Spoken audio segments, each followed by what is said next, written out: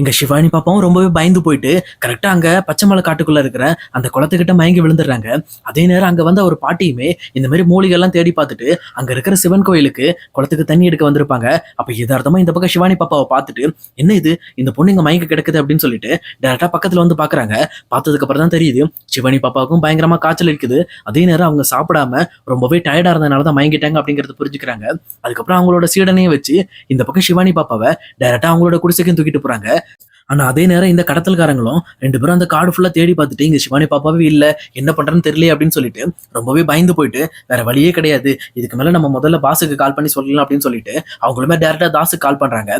கால் பண்ணி இங்க பாருங்க தாஸ், அந்த குழந்தை மிஸ் ஆகி போச்சு, நீங்க அனுப்பின வண்டிக்காரன் ஆக்சிடென்ட் பண்ணிட்டான், அதனாலதான் அந்த குழந்தை இறங்கி ஓடி போயிடுச்சு அப்படின்னு சொல்லி சொல்றாங்க. அப்போ உடனே இங்க தாசுமே பயங்கரமா கண்டமணி திட்ட ஆரம்பிக்கிறாரு. என் அறிவு கெட்டவனுங்களா, உங்களை நம்பி நான் அனுப்பின வண்டியில ஏற சொன்னா ஏதோ ஒரு வண்டியில ஏறி போயிட்டு இப்ப எங்கடா இருக்கீங்க அப்படின்னு சொல்லி கேட்கறாங்க. அப்ப கரெக்டா அவங்க கேட்ட உடனே தடியாட்களுமே நாங்க பச்சை மலை காட்டுல தான் இருக்கோம், இந்த மாதிரி இங்க தான் வந்தோம், ஆனா அந்த குழந்தை எங்க முன்னாடி தான் போச்சு, நாங்களும் தேடி பார்க்கறோம், காட்டுக்குள்ள அந்த குழந்தைய கண்டுபிடிக்க முடியல அப்படின்னு சொல்லி சொல்றாங்க.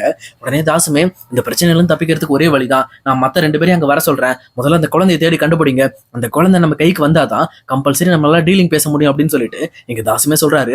அது கேட்டோன்னா வேற வழி இல்லாம அவங்களுமே தேட ஆரம்பிக்கிறாங்க. இன்னொரு பக்கம் இவங்களை தேடி அலைஞ்சிட்டு இருக்க அந்த ரெண்டு அடியாட்களையும் டேரக்டா இங்க பச்சை மலை காட்டுக்கு வர வைக்கிறாங்க.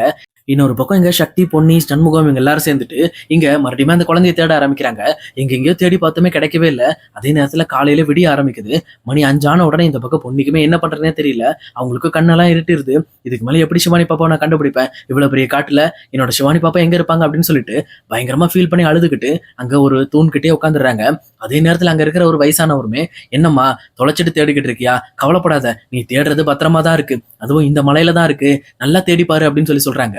உடனே எங்க பொண்ணியுமே ஐயா இந்த மாதிரி எங்க வீட்டுல இருந்து குழந்தைய காணுங்கய்யா, இந்த குழந்தைய எங்கேயா இங்க பாத்தீங்களா அப்படின்னு சொல்லி கேட்கிறப்போ அங்க இருக்கிற வயசானவரும் இங்க பாருமா, நானே கண்ணு தெரியாதவன், என்கிட்ட வந்து நீ குழந்தைய பத்தி கேட்டுக்கிட்டு இருக்க, அங்க பாரு அங்க சாமி உட்காந்துருக்கான் பாரு, அவங்ககிட்ட போய் கேளு, அவன் கேட்டனா அவன் கேட்டதெல்லாம் கொடுப்பான் அப்படின்னு சொல்லிட்டு இந்த பக்கம் அங்க சிவன் கோயிலை பார்த்து கை நீட்டுறாங்க. அப்ப பொண்ணுக்குமே வேற வழி இல்லாதனால ஒரு ஹோப் தேவைப்படுது. டேரக்டா எங்க சாமி கிட்ட போயிட்டு எப்படியாவது எங்க சிவானி பாப்பாவை கண்டுபிடிச்சு கொடுங்க, உங்களை நம்பிதான் இந்த காட்டுக்கு வந்திருக்கோம், இந்த சிவானி பாப்பாக்கு எதுவும் ஆகக்கூடாது அப்படின்னு சொல்லிட்டு பயங்கரமா கண் கலங்கி ஆள ஆரம்பிக்கிறாங்க. அதே நேரம் இதெல்லாம் பார்த்துட்டு இருக்கிற சண்முகத்துக்கும் சக்திக்கும் எப்படி பொண்ணியை சமாதானப்படுத்துறதுனே தெரியல. சில படம் எங்க சிவானி பாப்பா கிடைச்சதுக்கு அப்புறம் தான் நம்ம எதா இருந்தாலும் பேச முடியும்னு புரிஞ்சுக்கிட்டு அவங்களுமே சுத்து வட்டாரத்துல தேட போறாங்க. அப்ப பொண்ணியுமே ரொம்பவே ஓஞ்சு போய் இங்க அந்த சிவன் கோயிலே உட்காந்துடுறாங்க. அப்ப எப்பவும் போல அந்த மருத்துவ வச்சு அம்மா இங்க மறுபடியுமே தண்ணி எடுத்துக்கிட்டு சிவனுக்கு ஒரு மாலையுமே செஞ்சு எடுத்துக்கிட்டு டேரக்டா அந்த கோயிலுக்கு வராங்க. கோயிலுக்கு வந்து சிவனுக்கு தண்ணியில அபிஷேகம் பண்ணிட்டு அந்த மாலையுமே போட்டுட்டு அப்பா எல்லாம் நல்லதே நடக்கணும் அப்படின்னு சொல்லிட்டு அந்த சாமி கிட்டே வேண்டிட்டு இருக்காங்க. அப்ப இங்க பக்கத்துல இருக்கிற பொண்ணியுமே ரொம்பவே மயக்க நிலையில சாப்பிடாம உட்காந்துட்டு இருக்கிறத பார்த்துட்டு என்னாச்சுமா, நீ யாரு, இங்க எதுக்கு வந்து உட்காந்துருக்க அப்படின்னு சொல்லி கேட்கறாங்க. அப்ப பொண்ணியுமே ஒண்ணும் இல்லம்மா, எங்க வீட்டு குழந்தைய காணும், அந்த குழந்தை இந்த காட்டுக்குள்ளதான் வந்திருக்கு, அந்த குழந்தைய தேடிதான் நான் இங்க வந்திருக்கேன் அப்படின்னு சொல்லி சொல்றாங்க. இது கேட்டோன்னா அந்த அம்மாவும் சிரிக்க ஆரம்பிக்கிறாங்க. அது உன்னோட குழந்தை தானா, உன் குழந்தைய பத்திரமா பாத்துக்கணும்னு உனக்கு தெரியாதா, நடுக்காட்டுல அந்த குழந்தை குளத்துக்கு பக்கத்துல மயங்கி இருந்துச்சுமா, அந்த குழந்தை என் வீட்டுல தான் இருக்கு வா அப்படின்னு சொல்லிட்டு எங்க பொண்ணுகிட்டயுமே சொல்றாங்க. இது கேட்டோன்னு எங்க பொண்ணுக்குமே என்ன பண்றதே தெரியல. டக்கு டக்குன்னு அங்க அந்த பாட்டிக்கிட்டமே கிளம்பி டேரக்டா அவங்க குடிசைக்குமே போறாங்க. அங்க போனதுக்கு அப்புறம் தான் தெரியுது இங்க சிவானி பாப்பாவுமே பயங்கரமான காய்ச்சல்ல இருக்காங்க அப்படிங்கிறது. அதை பார்த்துட்டு ஒண்ணும் இல்லம்மா கவலைப்படாத, அந்த பொண்ணுக்கு நான் மருந்து கொடுத்துருக்கேன், ஆட்டோமேட்டிக்கா இன்னும் 2 மணி நேரத்துல சரியாயிரும், அவளே எந்திரிச்சிருவா, நீ அவளை தொந்தரவு பண்ணாத அப்படின்னு சொல்லிட்டு எங்க பொண்ணையுமே அமைதிப்படுத்துறாங்க. அதே நேரத்துல மறுபடியும் எங்க சண்முகமும் சக்தியும் காடு ஃபுல்லா தேடி பார்த்துட்டு எங்கேயும் கிடைக்காதனால சரி பொண்ணியை பார்க்கலாம் அப்படின்னு சொல்லிட்டு அந்த சிவன் கோயிலுக்குமே வராங்க.